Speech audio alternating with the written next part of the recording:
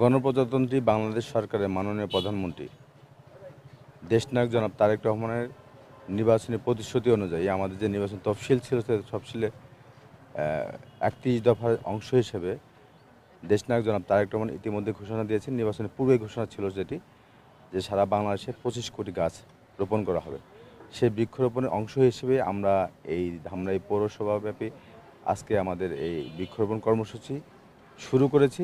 আশা করি আমরা এটি ধামরাই পৌরসভা থেকে ধামরাই থানা পর্যায়ে আমরা এই বৃক্ষরোপণ কর্মসূচি আমরা চালিয়ে যাব আমাদের এই অঞ্চলে। আপনারা ইতিমধ্যেই জানেন গত বছরে এই বৃষ্টি মৌসুমে আমরা ধামরাই পৌর স্বেচ্ছাসেবক দল, ধামরাই থানা স্বেচ্ছাসেবক দল, ছাত্রদল, যুবদল, স্বেচ্ছাসেবক দল, মৎস্যজীবী মহিলা দল সহ সমস্ত নেতা কর্মীদের নিয়ে আমরা কিন্তু এর আগেই ৩,০০০ গাছ রোপণ করেছিলাম, যেটি আপনারা জানেন এবং সারা বাংলাদেশে আপনাদের মাধ্যমে সারা বাংলাদেশের মানুষ জানে। ধামরাই পৌর এবং থানা স্বেচ্ছাসেবক দল নেতৃবৃন্দ ৩,০০০ বৃক্ষরোপণ কর্মসূচি পালন করেছে।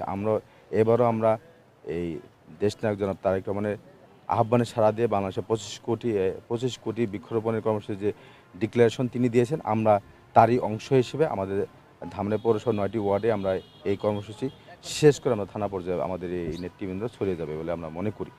ইনশাল্লাহ এই আমাদের ধামরাই গ্রিন ধামরাই যে স্বপ্ন নিয়ে আমরা এগোচ্ছি, ইনশাল্লাহ এই বৃক্ষরোপণের কর্মসূচির মাধ্যমে আমরা আমাদের সেই স্বপ্ন আমরা পূরণ করব। সবাইকে ধন্যবাদ।